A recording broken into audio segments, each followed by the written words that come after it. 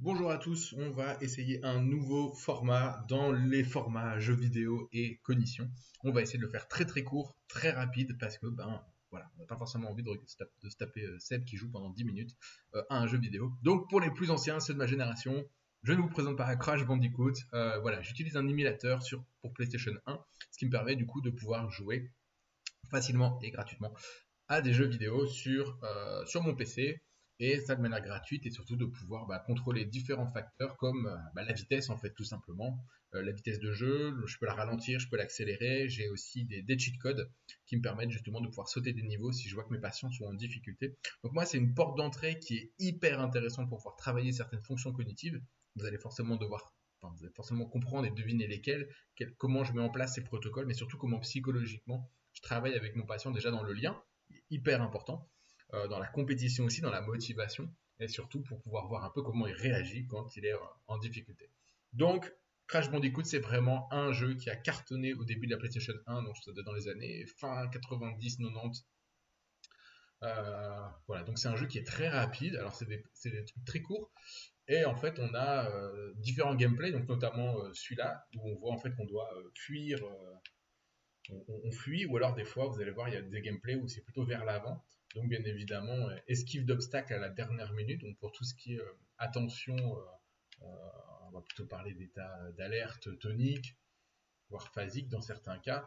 Et ben voilà. Mais pas que, parce qu'au final, voilà, il va falloir la maintenir cette attention, d'avoir des bons réflexes. Mais quand on n'a pas les réflexes suffisants, qu'est-ce qu'il nous reste? Et ben il nous reste notre mémoire pour pouvoir justement se rappeler où étaient les points difficiles, où est-ce que vous avez chuté, où est-ce que vous avez perdu, le déplacement des personnages, parce que c'est pas aléatoire, hein, bien évidemment, c'est contrôlé. Donc, on doit être capable même, je ne vais pas dire les yeux fermés, mais d'être, voilà, au niveau de la mémoire, c'est tout à fait possible de pouvoir jouer, même sans capacité forcément attentionnelle hyper développée. Voilà, là ici, je me rappelle, je me souviens, voilà, je sais où sont toutes les boîtes, j'essaie d'en avoir le plus possible. Et donc, on peut se mettre en compétition avec nos patients pour voir qui a été le plus rapide, qui a fait le plus d'erreurs, etc., etc. Donc, on a ce genre de gameplay.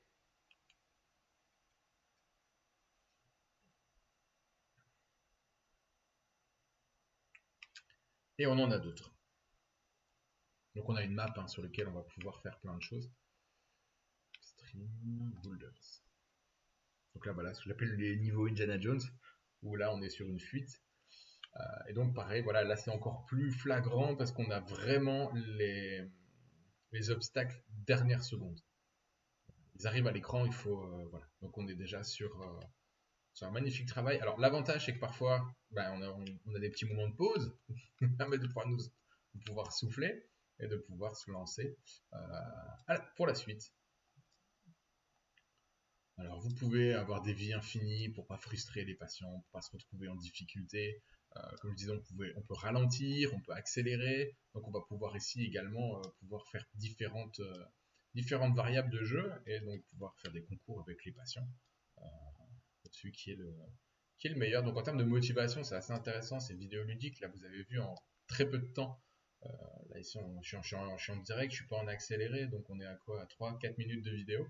On a déjà réussi à faire deux sessions de jeu, donc ça va super vite. Moi, je mets ça en place très vite avec mes patients. Très vite, c'est en place. En plus, c'est générationnel. On discute un petit peu des gameplays. Voilà, souvent, leurs parents ont peut-être joué, découvert ces jeux-là aussi.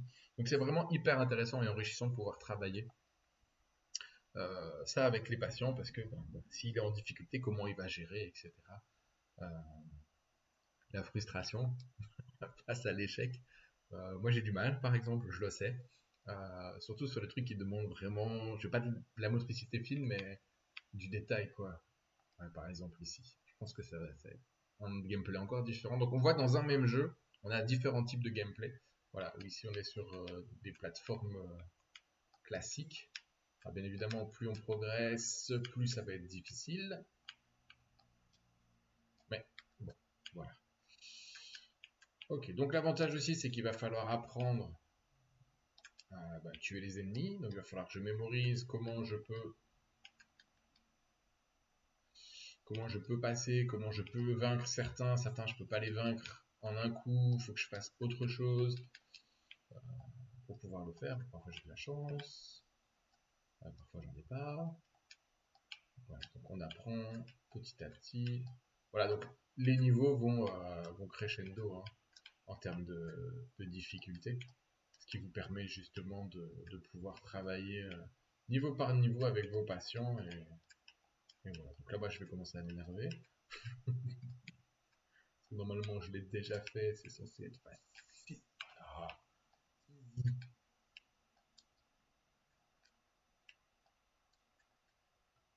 mince, là j'ai été touché.